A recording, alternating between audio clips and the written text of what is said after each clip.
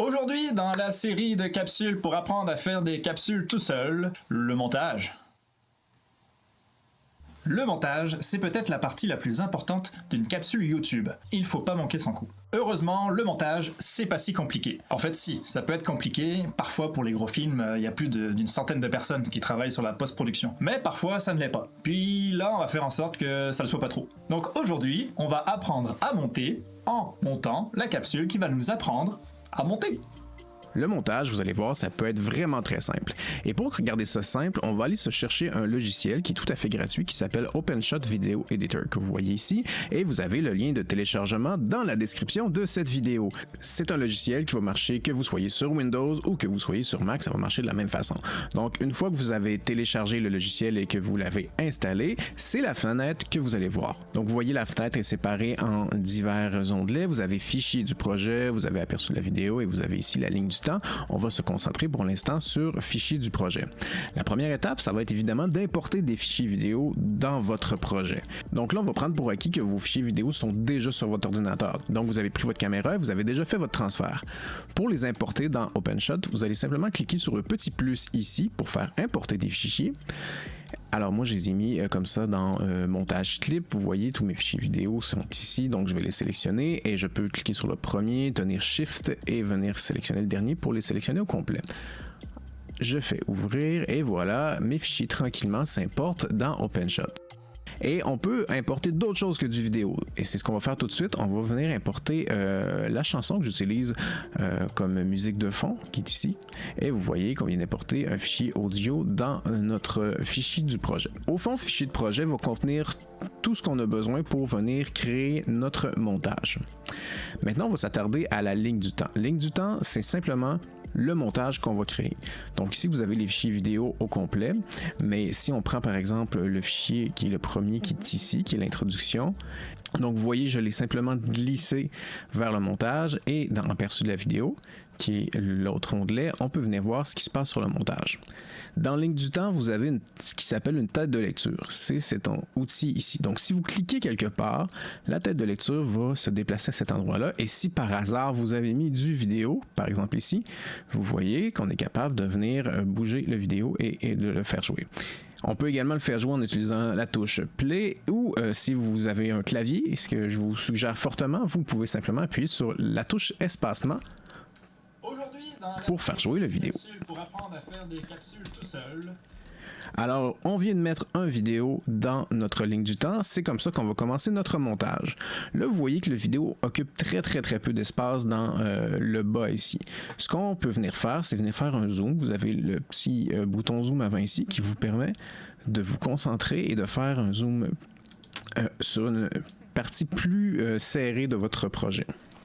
Donc, vous voyez que le zoom va pas venir changer la durée. On a une durée d'environ 8 secondes qu'on voit ici pour ce clip-là. Donc, si on fait un zoom, donc si on vient faire un zoom arrière, ici, vous voyez que la tête de lecture va se déplacer, qu'on va voir le projet plus dans sa globalité. Vous voyez une fin de projet ici. Mais on est toujours resté à 8 minutes 15 pour la durée de ce petit clip ici. Donc, on va refaire des zooms avant pour se permettre de travailler un petit peu mieux. Et on va tomber vraiment maintenant dans le montage. Alors le montage, ce qu'on veut enlever au fond, c'est ce qui est pas bon de la vidéo. La première étape, c'est évidemment de venir écouter cette vidéo-là. Donc on va mettre la tête de lecture au début et on va venir faire play pour écouter la vidéo. Aujourd'hui, dans la série de capsules pour apprendre à faire des capsules tout seul, le montage. Bon, vous voyez, ça c'est notre vidéo.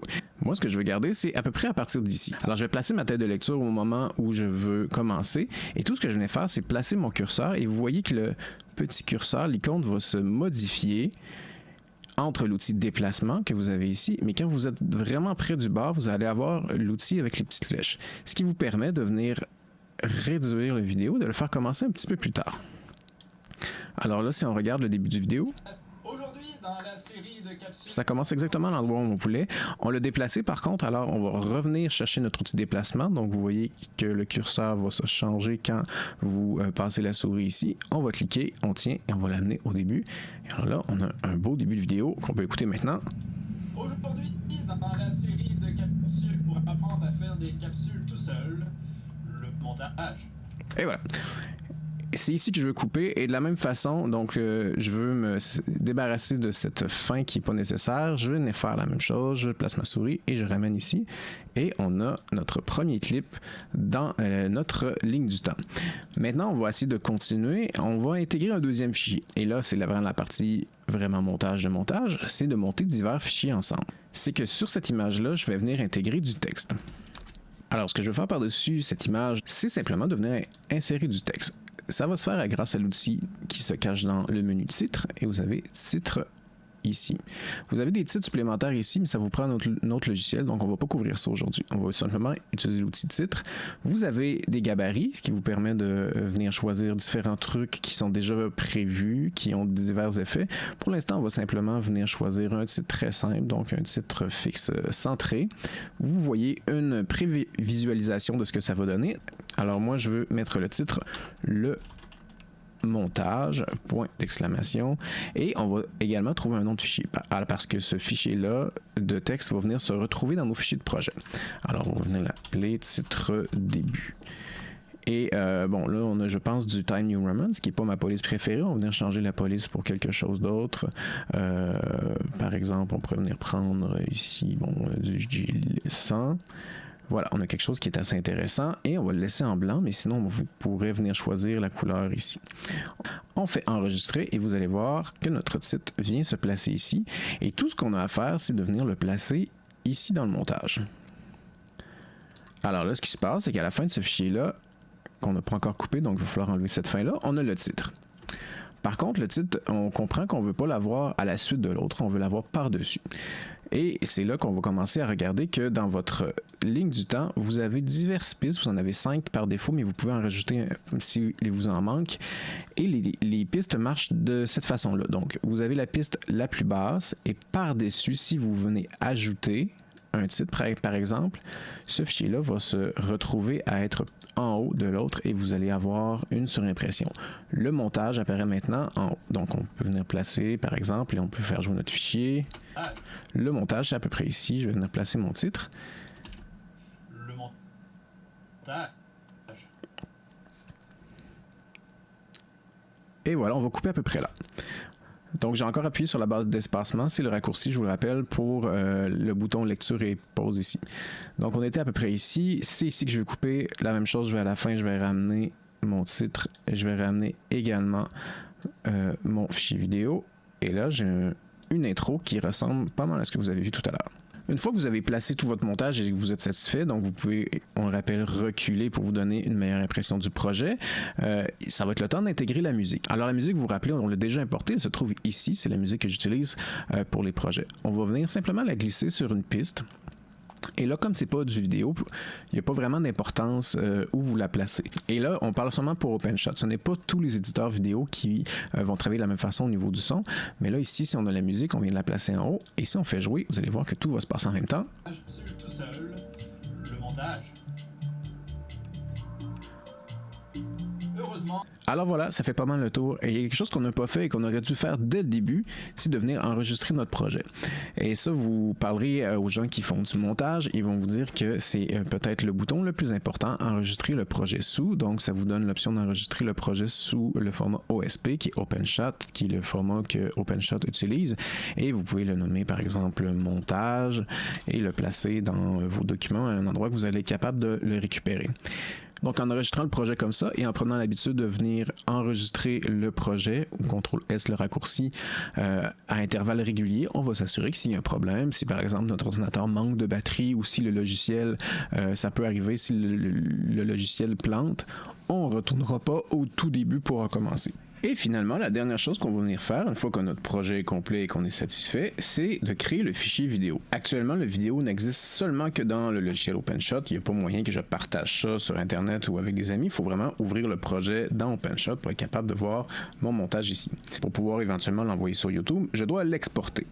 Pour l'exporter, il y a plusieurs façons. C'est toujours le petit bouton rouge dans OpenShot qui s'appelle exporter la vidéo. Vous le trouvez également sous fichier Export Project et exporter la vidéo. Juste ici. Ici, vous avez plusieurs options et ça peut être un petit peu compliqué, mais ils vous ont fait un mode simple.